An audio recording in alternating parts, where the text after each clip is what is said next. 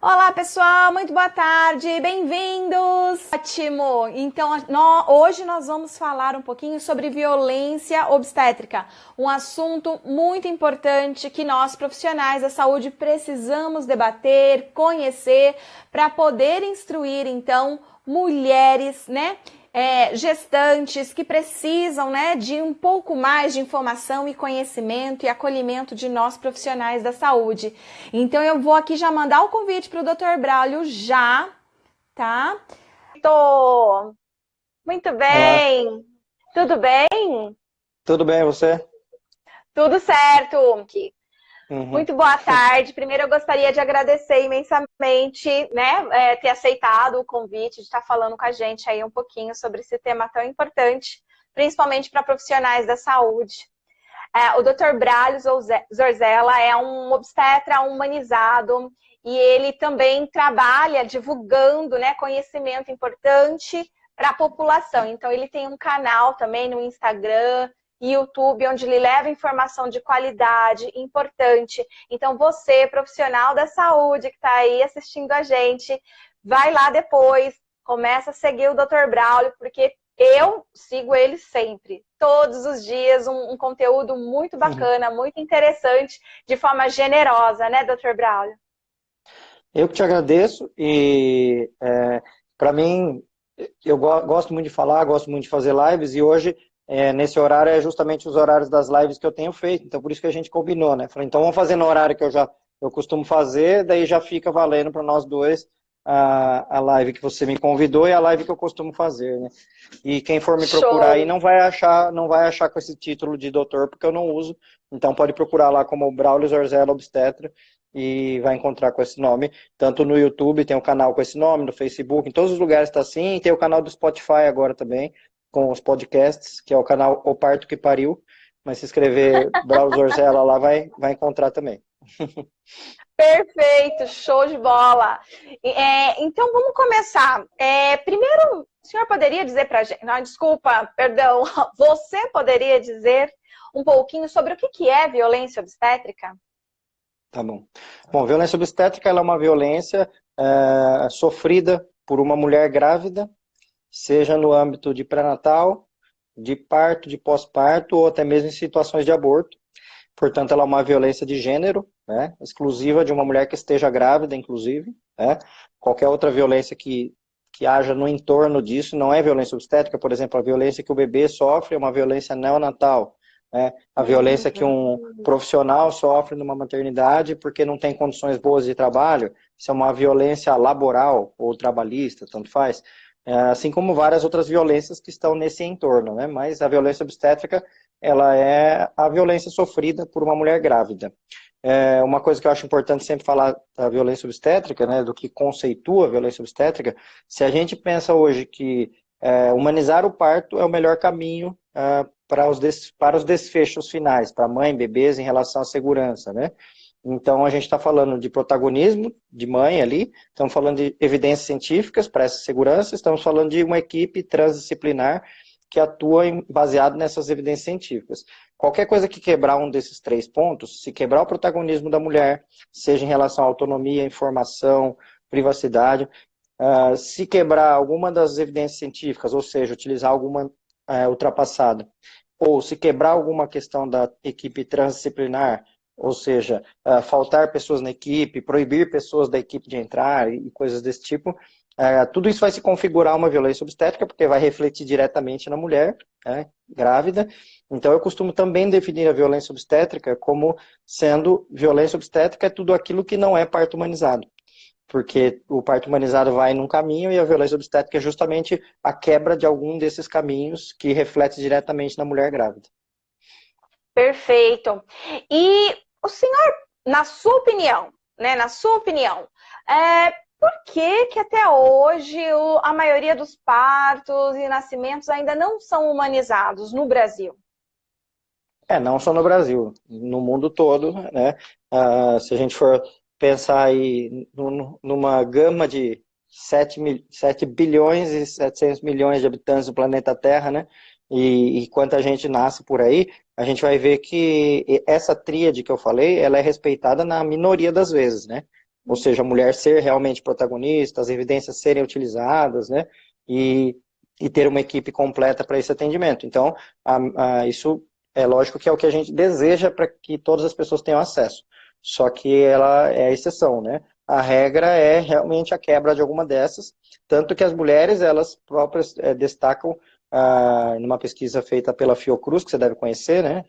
Não tão recente, mas de alguns anos para cá, que mostra que 1 a cada 4 mulheres refere que teve violência obstétrica no parto. Só que isso daquelas que consideram as violências graves, porque com certeza tem muitas outras que sofreram violências ali, que passaram despercebidas e elas não perceberam, então acaba sendo muito mais que isso. Mas o que eu acho, assim, no Brasil, vai falando no Brasil, que é a nossa turma, que a maioria que deve estar nos assistindo. No Brasil, por que acontece muita violência obstétrica? Porque, em primeiro lugar, vamos pegar esses 3 pontos de novo. Na questão de protagonismo, a medicina no Brasil ela ainda é muito protagonista, né? O médico é muito protagonista, o hospital é muito protagonista. Então, isso é uma das coisas que quebra bastante. Na questão de evidências científicas, por quê? Porque no Brasil, a maioria dos profissionais médicos são autônomos. Então, eles que têm que buscar o seu conhecimento, depois que eles se formam. Então, eles não têm uma instituição por trás passando uma educação continuada. Eles têm que tirar o dinheiro do bolso, parar de trabalhar, deixar de ganhar e ir em algum congresso. Em geral, os congressos que estão disponíveis, a maioria, são financiados por laboratórios farmacêuticos. E aí tem outros interesses por trás.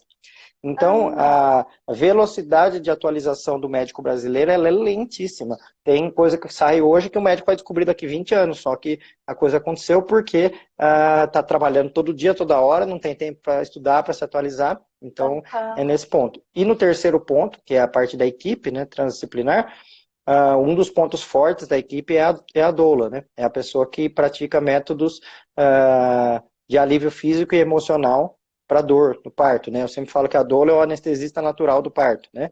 E tem muitos lugares que nem é permitida ainda a entrada da doula, então, onde não é permitida, isso é uma violência obstétrica. Inclusive agora, durante a epidemia de coronavírus, tem lugares que permitiam e pararam de permitir, isso também é uma violência obstétrica, né? Então, no Brasil, eu penso que é isso, tem muitas questões a serem resolvidas dentro desses 3 pontos para a gente chegar perto do que é humanizar, sendo que quem trabalha com humanização e pensa que, acredita que a atualização está acontecendo sempre, a gente não tem um modelo, desculpa, a gente não tem um modelo rígido para o que é humanização do parto. Pode ser que daqui a um mês, daqui a um ano, eu esteja falando outra coisa. A gente veja um outro modelo e a ideia é estar sempre se atualizando nisso. Certo. Então, é muito provável então, que a falta de conhecimento e informação e esse tempo, né, do médico para buscar informação e conhecimento é que pode ser um dos grandes vilões aí da violência obstétrica hoje no Brasil, né? Com certeza, porque dentro da equipe, né, se pegar equipe e evidências científicas, essas duas coisas dependem muito do médico, né? E se o médico é o profissional que demora, né, para se atualizar, e muitas vezes nem é culpa só do médico, porque às vezes ele não tem onde procurar. Quando eu me formei, eu procurei que nem como louco algum lugar que eu pudesse estudar sobre parto humanizado e não tinha. Não tinha um congresso, não tinha um evento, não tinha nada. O maior evento que tem hoje no Brasil, que é o CIAParto, que é o Simpósio Internacional de Assistência ao Parto, aqui em São Paulo, ele está na 6ª edição, se eu não me engano, 7ª talvez esse ano. Então tem 6, 7 anos para cá, né? E aí é uma super oportunidade para as pessoas se atualizarem. Mas tem muito pouco evento, né? Eu tenho um grupo aqui em São Paulo que eu ajudei a fundar, que é o Projeto Obstare, que é um curso de atualização e capacitação para médicos. Até se alguém quiser seguir, se tiver algum médico me vendo aí, vai ter turmas para enfermeiras e obstetrizes também em breve. O Instagram é @projetoobstare e o site é projetoobstare.com.br. E lá a gente teve uma turma ano passado que foi muito legal. A gente teria uma agora em abril que a gente acabou adiando para outubro. Certo, ok. E aí você comentou alguma coisa agora, que em alguns hospitais, infelizmente, que antes a doula já estava entrando, agora nesse período de Covid, elas não estão. Você poderia falar um pouquinho disso, que se está certo, se está errado, o que você pensa a respeito disso que está acontecendo? Tá, eu vou falar a minha opinião pessoal, que ela está alinhada com a opinião da Reúna, que é a rede que eu faço parte, que é a rede de humanização do nascimento, que é a nossa ONG brasileira que defende a humanização do parto, que é o seguinte, a gente defende o isolamento em relação ao que está sendo proposto, né? A gente concorda plenamente com o isolamento, achatamento da curva e tudo mais, Então a gente pensa que tem que sim ter medidas para diminuir circulação. E as medidas que a gente julga necessárias no caso de maternidade são relacionadas a visitas e fotógrafos, né? A gente tirando essa parte, a gente já diminui a circulação. Porém, aquilo que é fundamental para o parto acontecer, né? Aliás, o fundamental é ter a mulher e o bebê, né? Mas aquilo que é fundamental além da mulher e do bebê, ou seja, para que tenha uma segurança, para que tenha o melhor apoio possível, para que tenha menores intervenções possíveis, exige que tenha no mínimo, uma equipe mínima para isso. Eu sempre falo que tem que cuidar de 3 coisas no parto. Tem que cuidar da mãe, cuidar do bebê e cuidar da dor da mãe, né? Então, em geral, tem 3 profissionais para fazer isso. Para cuidar da mãe seria a parte obstétrica, que daí seria enfermeira obstetra e médico obstetra. Para cuidar do bebê, seria a enfermeira neonatal e o pediatra neonatal. Para cuidar da dor da mãe, a doula e o anestesista, né? Então, eu sempre vejo a doula como fazendo parte disso tudo, né? Até eu postei esses dias uma frase aí no Instagram, que eu gosto muito dessa frase, eu não sei de quem é, por isso eu não coloquei a autoria, mas muita gente usa essa frase, que se doula fosse um remédio, seria antiético não prescrevê-la, né? Uhum. E... então, na minha opinião, assim como da Reúna, a doula faz parte, então a doula não tem que ser impedida. Portanto, a gente considera que é uma violência obstétrica, sim, impedir que doulas entrem, tá? Um caminho para tentar resolver isso, eu tive uma live há uma semana atrás, talvez, que foi acho que foi no domingo, foi com a Valéria Eunice, que é uma advogada, que ela defende causas de mulheres em geral, então ela está muito ligada à violência obstétrica, né, em defesa de causas. E essa live repercutiu muito, porque teve pessoas que assistiram a live, procuraram ela conseguiu entrar com ações em maternidades, pedindo de volta esse direito de entrada tanto de acompanhante quanto de doula, e tem conseguido isso. Então, uma dica que eu dou para todo mundo é procurar meios jurídicos. Se não vai pelo amor, vai pela dor. Perfeito. É porque agora em alguns hospitais até o acompanhante não estão deixando também, né? Não é só a doula, é o acompanhante, inclusive. Então já tem alguns relatos aí de alguns hospitais que, infelizmente, estão usando como argumento, né, o Covid para não permitir a entrada do acompanhante e, com isso, não respeitando a lei que nós temos aí, né? De novo, né, o que eu disse em relação a fazer parte, né, eu citei a equipe, mas o acompanhante faz parte total, desde que a mulher queira ter um acompanhante, porque é ela que decide isso, né, e em geral a maioria das mulheres querem ter acompanhante.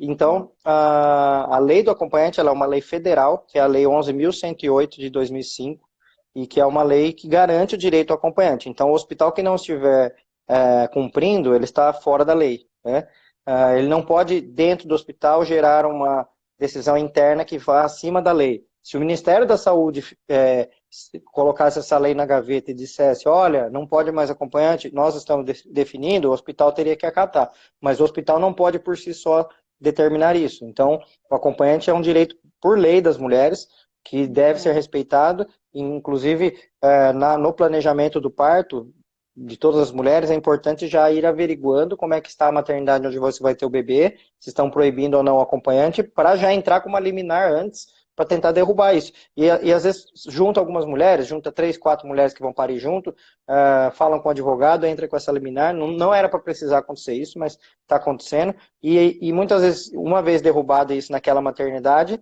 a própria maternidade não vai querer insistir nesse erro, né? Então, juntando pessoas, isso acaba ajudando, mas é duro, né, a gente tem que fazer cumprir a lei, para fazer cumprir a lei, tem que chamar um advogado para entrar com uma ação para o juiz e falar, ó, gente, está escrito na lei aqui, tem que cumprir, né, mas é isso, eu acho que a presença de acompanhante é fundamental para as mulheres que querem.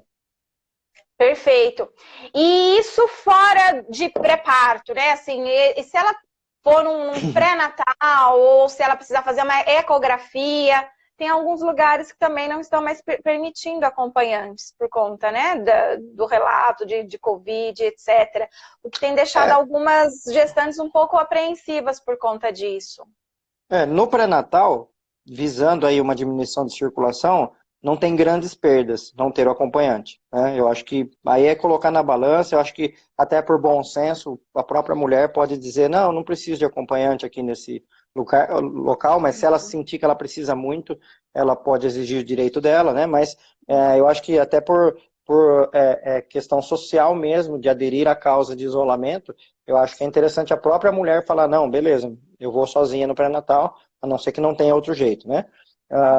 Mas é bem diferente no parto, né? No parto a presença desse acompanhante é assustadoramente mais importante do que comparar o acompanhante na consulta de pré-natal. Mas é lógico, como eu falei, cada lugar está definindo de uma forma, né? Essa lei ela não garante a presença do acompanhante no pré-natal, a lei ela é para a presença durante o parto, né? Então eu acho que aí cabe o bom senso, né? Dessa decisão entre ir no pré-natal ou não, ou fazer um exame, como você falou. Se tiverem espectadores minhas aqui assistindo, ela chamou de ecografia, o que a gente chama de ultrassonografia, ou ultrassom. É que tem pessoas que não sabem o que é ecografia e acaba confundindo o que é, né? Tem lugares do Brasil que fala que qual estado você é mesmo? São Paulo. Ah, você é de São Paulo? Mas aqui em São Paulo Bauru, São nunca vi Paulo. falar ecografia. Aí fala ecografia em Bauru também? Eu falo. Entendi. Então tá bom. Mas que seja, né? São dois nomes para a mesma coisa. Ecografia, ultrassom, ultrassonografia é a mesma coisa. Perfeito. Show. E nós podemos agora abrir para perguntas dos ouvintes? Tranquilo. Perfeito. Então, Ela escreveu assim: eu já me conformei com o meu parto. Será cesárea e com as normas do hospital. Bom, o que eu tenho a comentar em relação a isso é o seguinte: a cesárea eletiva, né, cesárea com hora marcada, ela só tem duas indicações técnicas em relação à segurança. Uma delas é quando a mulher tem a placenta prévia centro total. Então, se for esse seu caso, Irina, tá tudo certo, né? Que é quando a placenta fecha o colo do útero. Ou quando a mulher fez várias cirurgias no útero, tem vários cortes nesse útero e tem maior chance de romper o útero. Então, nesses dois casos, é indicado realmente a cesárea eletiva. Se a mulher ela não tiver esses dois casos, placenta prévia centro total ou cirurgias múltiplas, a gente tem que pensar em segurança, né? E qual que é a melhor segurança de todas? É sempre a espera pelo parto normal, é mais seguro para a mãe e para o bebê, né? E aí, durante o trabalho de parto, se aparecer um motivo, pode ser que precise de uma cesárea, sim, por diminuição de oxigenação do bebê, ou desproporção cefalopélvica, que daí são motivos reais para uma cesárea, né?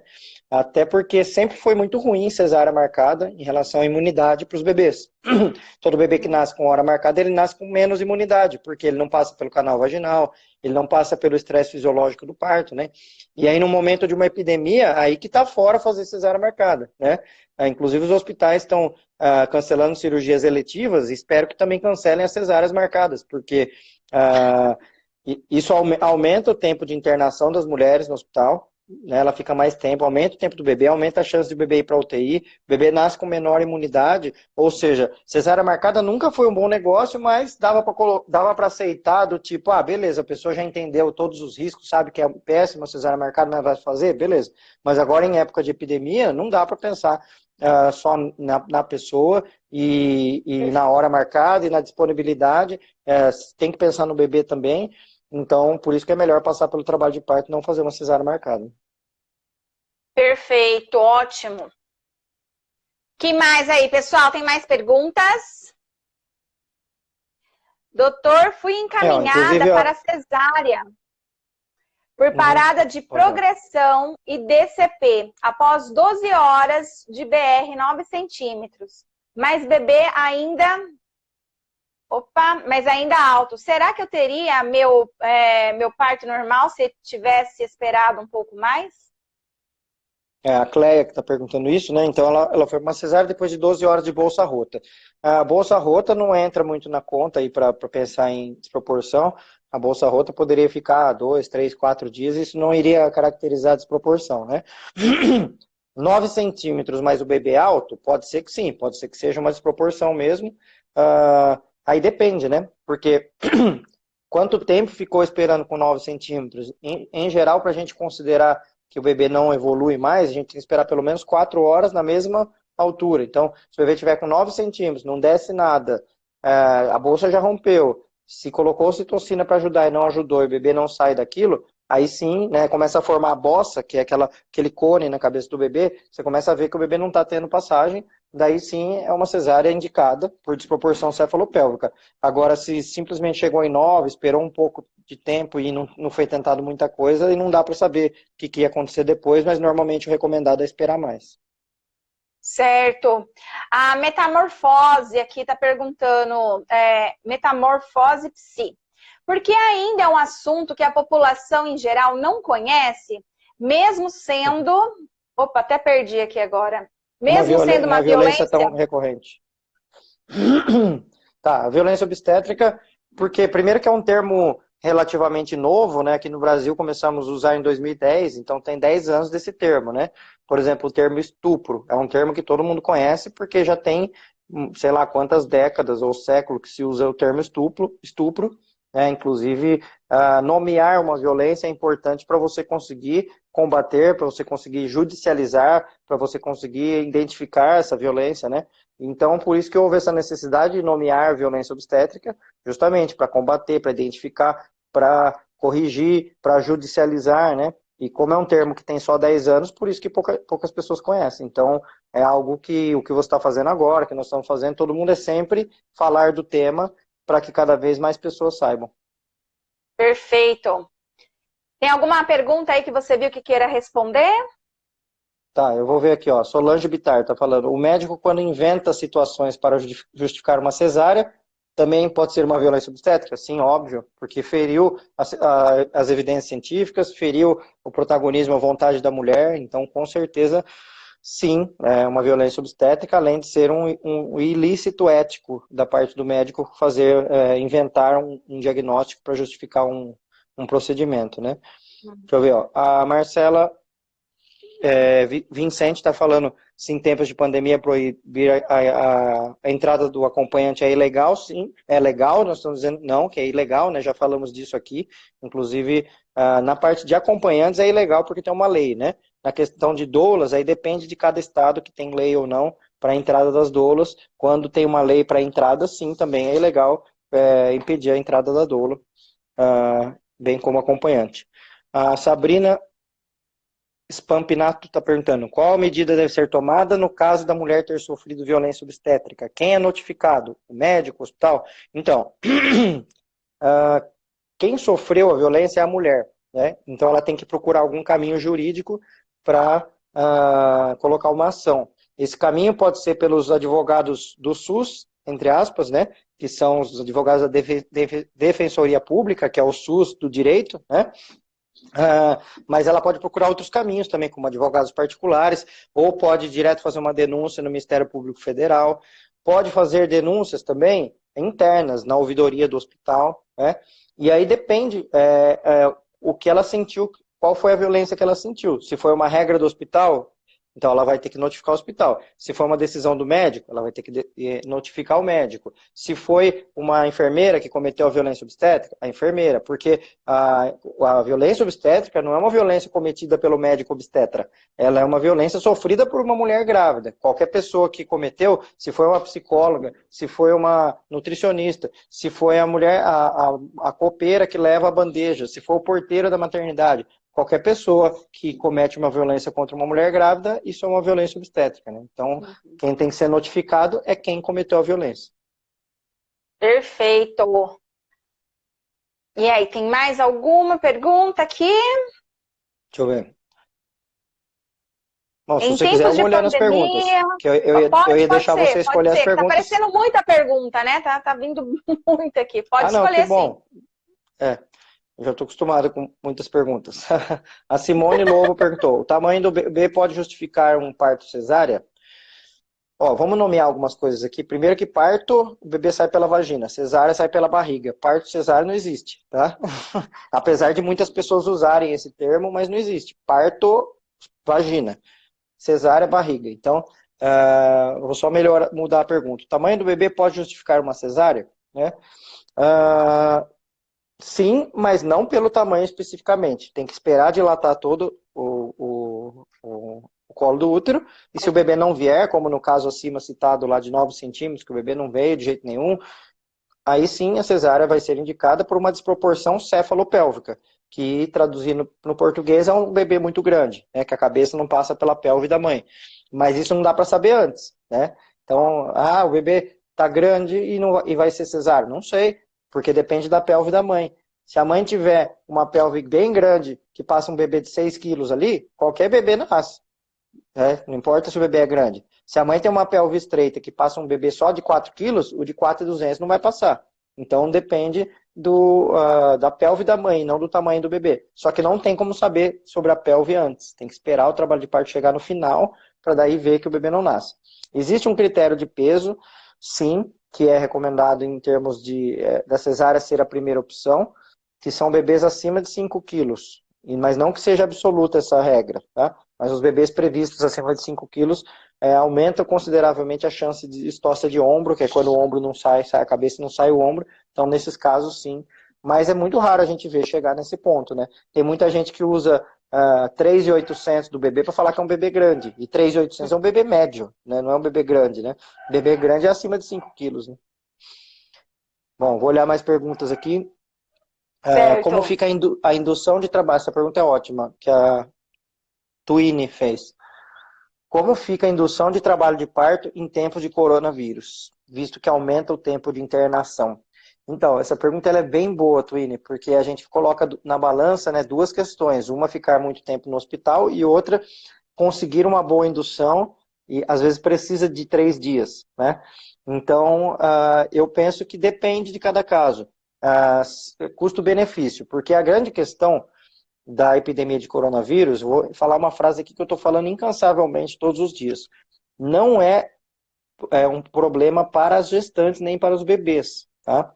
O problema é você pegar e levar para os seus pais, para os seus avós depois, né? Então, o grande problema da mulher gestante e bebês é eles serem vetores para os mais velhos que estão lá fora depois em casa, que vão visitar, né? Por quê? Porque não aumenta a mortalidade em mães, em gestantes, o fato de ter coronavírus, não aumenta a mortalidade em bebês também, né? Óbvio que tem números que a gente vai ver em todo lugar. Internou um bebê aqui, internou uma mãe ali, internou 2 puérperas ali, tem notícias. Só que os números que estão acontecendo em relação a gestantes e bebês, eles são insignificantes perto da epidemia real que está acontecendo com os mais velhos de coronavírus, né? Então, são números que fazem parte das estatísticas aí de intercorrências normais de uma gestação, assim como tem bebês com dificuldade respiratória por outros motivos, assim como tem mães com outras intercorrências da gestação. O coronavírus não é uma a mais no sentido preocupante. Então, indução, eu vejo que tem que pôr na balança custo-benefício. Uma indução bem feita, ela pode levar de 1 a 3 dias, sempre importante poder chegar até os 3 dias, isso que vai aumentar a chance de ter parto normal. Então, eu acho que vale a pena sim investir na indução, mesmo que leve 3 dias, mesmo que exponha mais as pessoas a pegar o coronavírus, porque o problema não é você pegar, como eu disse, o problema é você passar para os avós do bebê depois. Certo. Só fazendo um adendo ao que o Braulio falou agora, o risco, então, é mais em relação à alteração emocional das gestantes. Porque durante o período de gestação, a gente já sabe que a cada 4, uma pelo menos apresenta alguma alteração emocional significativa, né? Isso em tempos normais. Em tempos de crise, onde o marido está tendo que fechar a empresa, mandar funcionário embora, o medo de sair na rua, o medo de pegar e passar para os pais, entre outras coisas, isso eleva mais um pouco, né? A ansiedade, o estresse de gestantes. Então, a saúde mental de gestantes precisa de um cuidado, uma atenção a mais aí, sendo esse sim um potencial de risco nesses períodos de crise, e não necessariamente o Covid. Mas a gente precisa sim olhar para essas gestantes profissionais da saúde com esse olhar de que elas já estão num período potencial para a crise, para alterações emocionais, e nesse momento elas estão com alterações emocionais mais elevadas, né? Então isso a gente pode ter, inclusive, nascimento baixo peso, prematuro, por conta de um cortisol elevado aí durante esse período de gestação. Então, cuidado com a saúde mental materna. O coronavírus, ele é uma epidemia, mas ele gerou uma outra epidemia, que é a epidemia do pânico, né? A epidemia do medo, da ansiedade e tal. E eu acho que a gente não deve viver nisso. A gente tem que ter receios naturais do que está acontecendo, né? Não deve viver em pânico, senão as consequências do pânico podem ser piores do que do coronavírus, né? E aceitar a situação, né? Uma das coisas mais importantes que tem nesse momento é a gente aceitar. Falar, tá acontecendo isso aí. Beleza, tá? Vamos encarar esse negócio aí. Quem é do exército vai para a rua, né? Quem é do profissional de saúde, vamos aí, vamos tentar vence essa guerra, quem não é, fica em casa. E se pegar, pegou. Se morrer, não, se morrer não vai dar para falar depois, né? Mas se pegar, pegou. Se pegar, pegou. A maioria das pessoas vai pegar. Mas eu acho que é lidar com naturalidade, com tranquilidade em relação ao que está acontecendo. Não sofrer por antecedência. Porque quem sofre por antecipação tem não só tudo isso que você falou, mas tem mais coisas. Tem azia, tem dor de estômago, tem gastrite, tem outras coisas. Uma das questões que a gente vê na obstetrícia bastante é que muita ansiedade eleva a chance do bebê ficar pélvico, inclusive. Então, muito estresse, ansiedade. Então, por isso que eu acho que tem que tentar aproveitar para ter momentos muito bons aí na gestação, assim como todo mundo. Aproveitar para fazer coisas novas, para respirar, para acordar de manhã, ver o sol, curtir. Para as mulheres que gostam de fazer yoga, para as gestantes, né? Faz um yoga de manhã, vive um dia tranquilo, né? Sem ansiedade, sem muita preocupação, sem ficar vendo muitas notícias, né? Agora morreu mais um. Ó, agora morreu outro não sei aonde. Ah, agora morreu, né? Fica igual o programa do Datena, né? Fica vendo ali. Né? Isso gera uma ansiedade. Posso responder uma pergunta aqui? Da Vicky Mendes, que ela falou assim, ó, minha pressão subiu 2 vezes em dias diferentes depois de uma situação de estresse, porém exames normais. Vale como pré-eclâmpsia? Né?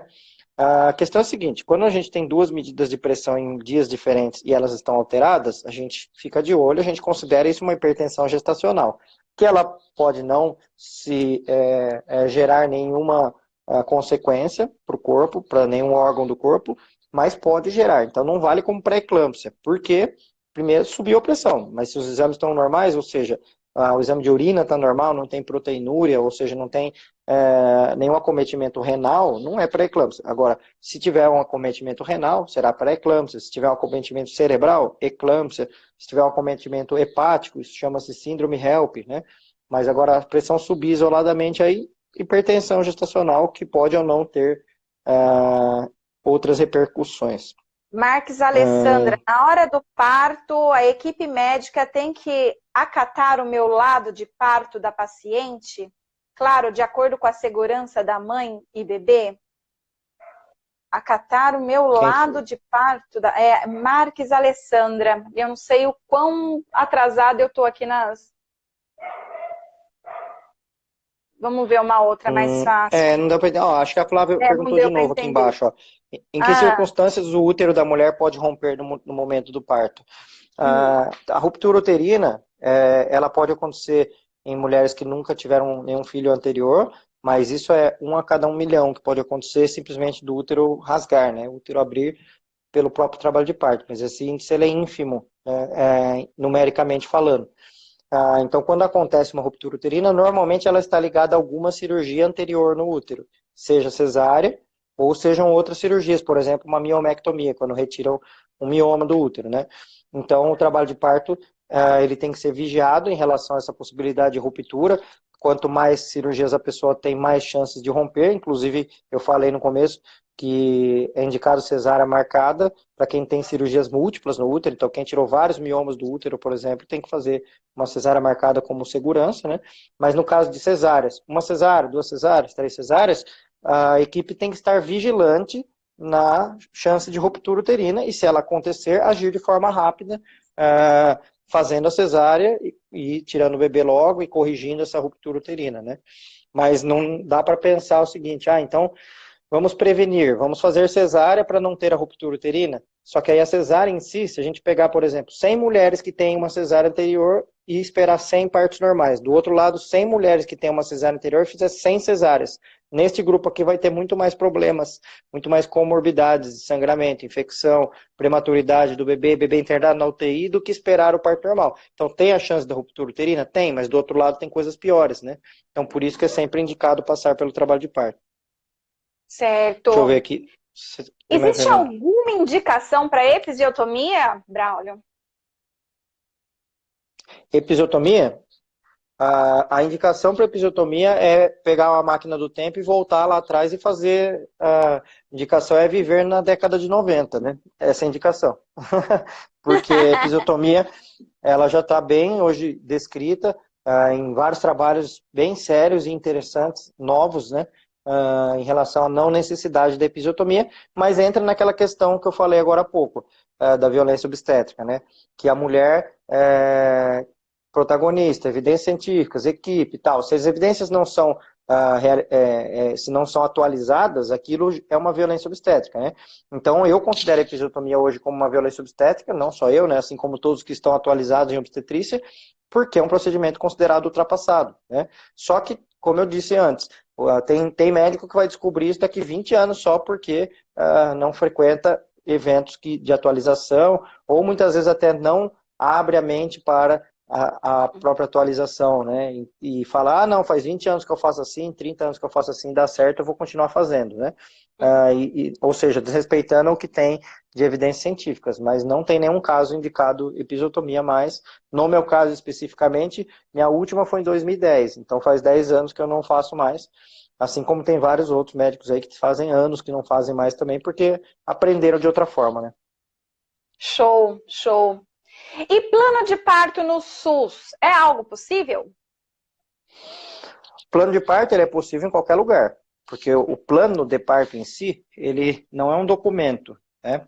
Ele não, ele pode ser um papel, né, um roteiro que eu vou chegar, ó, esse aqui é meu plano de parto. Ou não, ele pode estar aqui dentro, né? Plano de parto é planejar seu parto, né? Então, eu costumo dividir em alguns itens, né? Um deles é a escolha do local, outro é a escolha da equipe. Quando não tem essa escolha, vai ser naquele lugar com aquela equipe, no caso do SUS, né? A gente passa para as próximas escolhas, que são intervenções com a mãe, intervenções com o bebê, eventualidades que possam acontecer, né? Então, o plano de parto, ele, lógico, se você pegar lá e fizer um documento com 10 páginas e levar na maternidade, não é que vai ser aceito ou não vai ser aceito, a questão é que não vai dar tempo de alguém ler isso, né? Então, as 10 páginas, né, e eu estou falando contra o meu próprio plano de parto que eu forneço, né, do meu curso, inclusive, de planejamento do parto, que tem 9 páginas, né? Só que para que ele serve? Para ser um roteiro, para depois resumir, colocar os principais itens e estar aqui principalmente, né? Por quê? Chegar com um papel que não vale nada como um documento, né? E se você chega numa instituição que acha que a mulher não deve dar opinião sobre como fazer as coisas, e sim um médico que decide, vai acabar batendo de frente com a decisão do médico. Então ele vai falar, para que plano de parto? Que coisa absurda isso aqui, né? Então o jeito que eu acho melhor em relação ao plano de parto é fazer o plano de parto lá de 9 páginas, resumir ele em um negocinho pequenininho, só com os itens principais, guardar aqui na cabeça. Quando chegar na maternidade, seja SUS, seja convênio, seja particular, seja o que for, aí com todo o jeitinho do mundo, falando assim, olha, eu gostaria que fosse de tal forma. Será que pode ser dessa forma aqui? Se eu quiser, por exemplo, eu posso escolher a posição na hora do parto? Eu posso, se tiver tudo bem com o meu bebê, eu posso esperar mais tempo para nascer o bebê? Eu posso pedir para você não fazer uma episiotomia em mim? E a questão toda do plano de parto, ela envolve umas coisas, porque, por exemplo, não fazer episiotomia é um dos itens, né, do plano de parto. Só que não adianta só não fazer episiotomia. Se a mulher estiver na posição ginecológica, com alguém gritando para ela fazer força, empurrando a barriga dela, eu falo, peça por favor para fazer episiotomia, porque esse bebê vai sair a jato com tudo, e aí vai romper o períneo. Por isso que era justificada a episiotomia antigamente, porque se apertava muito a barriga. A episiotomia é para corrigir a manobra de Christeller, que é a que aperta a barriga da mãe, né? Então, não é só não fazer episiotomia, é um conjunto de coisas. Não fazer episiotomia, não fazer o Christeller. Então, o plano de parto, ele serve para todos os lugares, sim. No curso que eu tenho de planejamento de parto com as gestantes, tem bastante gente que tem o parto pelo SUS e que faz o curso comigo, assim como tem gente que faz pelo convênio, assim como tem gente que faz particular. Então, ele serve para todas, porque todas vão passar pelo parto, e o parto é seu, não importa onde vai ser, se é SUS, convênio ou particular. Show, show, show. Tempinho só para mais uma ou duas perguntas, pode ser? E aí Sim, a gente encerra. Então pode escolher aí qual que você acha interessante. Ó, a Sabrina perguntou o seguinte: até quantas semanas pode esperar pelo parto normal? Né? A idade biológica do ser humano para nascer, se a gente colocar numa curva, a gente vai ter uma curva que é assim, ó, vou desenhar rapidão aqui no papel. Espera aí que eu tô com papel aqui. Aqui vai dar para ver. Deixa eu ver se dá para ver. Ó, é uma curva dessa forma aqui, tá? Onde a gente vai ter o bebê mais novinho nascendo aqui e o mais velhinho nascendo aqui. e aqui é o que é mais comum acontecer. Esse topo da curva aqui são as 40 semanas, né? Então, deixa eu até fazer um 4 ao contrário aqui, porque aqui no Instagram as coisas são ao contrário. Então, aqui, acho que deu, deu.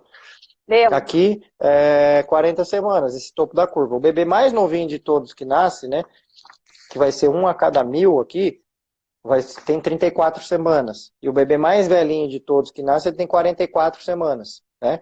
Então, a amplitude de nascimentos humanos, ela é muito extensa, ela vai de 34 a 44 semanas, né? Em medicina, a gente usa sempre notas de corte, né? Então, eu vou passar 2 cortes aqui.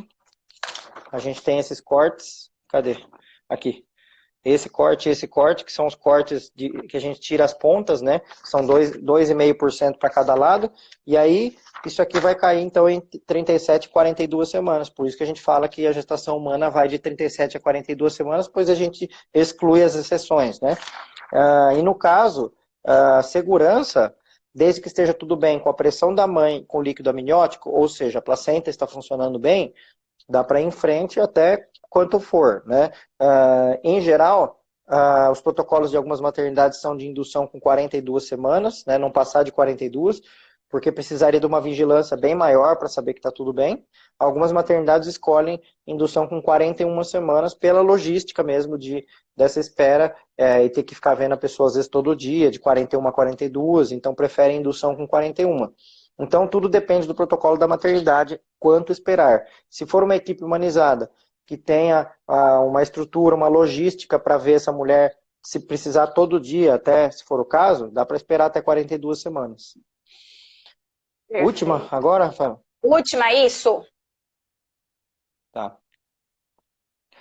Ó, a Solange falou um negócio, Solange Bittar falou um negócio legal aqui. É muito difícil discutir com o obstetra sobre a indicação de cesárea. Isso gera o medo da culpa, né? Sim, com certeza. Porque a indicação de cesárea, a parte técnica, no fim das contas, vai ser a indicação do médico, ele que vai executar, né? Então, ele que vai indicar e executar a cesárea. Então, se você acaba forçando uma situação que iria contra o que aquele médico pensa, e aí acontece alguma coisa, a culpa volta para você, né? Só que aí a grande questão é o seguinte, o responsável técnico final por essa decisão é o médico. Então, se ele bancou, se você falou, não, eu quero ir em frente, e ele bancou junto, a decisão é dele também, não é só da mulher, né? É porque ele viu que dava para ir. O papel dele como médico não é fazer mal para a pessoa e deixar acontecer alguma coisa de errado para depois virar para você e falar, olha aí, tá vendo o que aconteceu? Esse não é o papel de médico, né? Então, o que eu acho é que o plano de parto ajuda muito nisso, que é discutir as indicações de cesárea no pré-natal. Como é que vai ser? Se for cesárea, por qual motivo vai ser? E já fica combinado isso antes, né?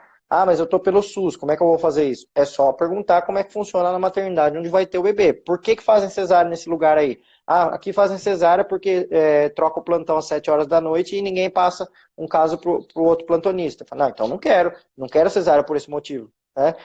Não, aqui fazem cesárea porque teve mecônio. Tá, mas não faz uma cardiotocografia para ver que tá tudo bem, e daí, se tiver tudo bem, segue em frente. Não, aqui faz cesárea por mecônio. Daí não adianta depois brigar na hora, no dia, porque já sabe que a regra é assim, né? É a mesma coisa que você falar assim, eu vou num restaurante japonês comer. Nossa, eu adoro, deixa eu pensar aqui, como que chama aquele? Hot roll. Adoro, eu vou lá no restaurante X comer. Aí eu chego lá, não existe no cardápio desse restaurante o hot roll. Aí eu falo, não, mas eu tô aqui nesse restaurante, eu exijo agora que tenha hot roll no cardápio. Faz lá, vai lá fazer para mim.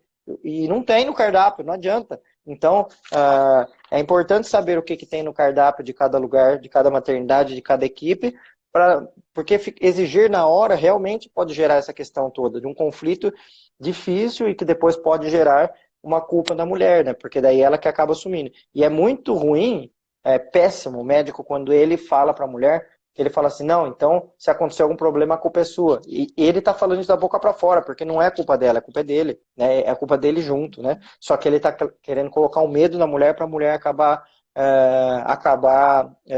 cedendo, né? Isso é uma relação de abuso, típica de abuso, ou seja, violência obstétrica, né? Isso tem que ser denunciado, isso tem que ser corrigido, isso não pode ficar dessa forma, porque as relações de abuso, estamos num momento mundial agora, não estou falando de epidemia, tá? Então, no momento agora, E eu acho que a epidemia até tem a ver com isso, né, de elevações espirituais aí de todo mundo, de mudanças, de comportamentos de muitas pessoas, né, e que cada vez menos hajam relações abusivas, e uma delas que pode acontecer é obstetra e gestante, né. Então, estamos na luta aí para tentar diminuir isso cada vez mais. Bom, acho que chegamos no tempo aqui, né? Chegamos, sim.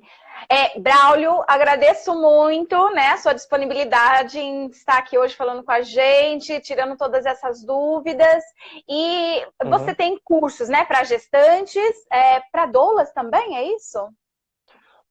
Os cursos online, tem duas turmas de cursos online. Tem um curso para gestantes, que é para planejamento do parto, que é para fazer plano de parto, como montar o plano de parto, como aplicar e tudo mais. Daí tem o curso para doulas, que é como eu sou obstetra, é para eu ensinar a parte obstétrica, ou seja, terminologias obstétricas, questões obstétricas, indicações obstétricas para doulas. No curso tem convidadas que falam também de outros assuntos em relação a tudo isso que envolve, né, gestação e parto, mas ele é voltado da parte obstétrica para doulas, tanto que o nome do curso é do zero à fluência em obstetrês, né? Eu até peguei aquela brincadeira do zero à fluência em inglês, né? E transformo do zero à fluência em obstetrês, ou seja, saber falar a língua da obstetrícia, né? Esses dois são cursos online. E aí tem os cursos presenciais, que são aqui em São Paulo, que são para médicos, obstetras e pediatras, e que a gente vai ter turma também para enfermeiras e obstetrizes, né? Então tem tudo isso aí. No Instagram tem o link abaixo aí na bio, que é o Linktree, que eu vi que no seu tem também, né? O Aham. Linktree, quando você clica nesse link aí, você abre todas as opções do que a pessoa está oferecendo, desde contato para consultas, contato para eventos, siga no canal do YouTube, siga não sei aonde, canal do Spotify e por aí vai. Então, quem clicar nesse aí acaba conseguindo seguir, né? Show. Certo? Então, muito Certo? obrigada, um forte abraço Eu que e agradeço, muito obrigado. E só uma coisa, que tá na minha cara aqui na tela, não vai dar para não responder. A Sossô Doula falou assim, como assim indução de 3 dias? A indução, ela é de 1 a 3 dias. Não é que a pessoa vai ficar 3 dias em trabalho de parto. É que se não funciona no primeiro dia, continua no segundo, se não funciona no segundo, continua no terceiro, né? Não são 3 dias de trabalho de parto, são 3 dias de indução, que se já nascer no primeiro dia, o bebê acabou. Não tem como segurar o bebê para ele não nascer no primeiro dia, né? Então é de 1 a 3 dias. Mas beleza, isso aí, só para terminar essa dúvida aí. show. Obrigado, Rafael. Obrigada. Eu que agradeço. Até Eu que a agradeço. próxima. Até a próxima. Obrigado.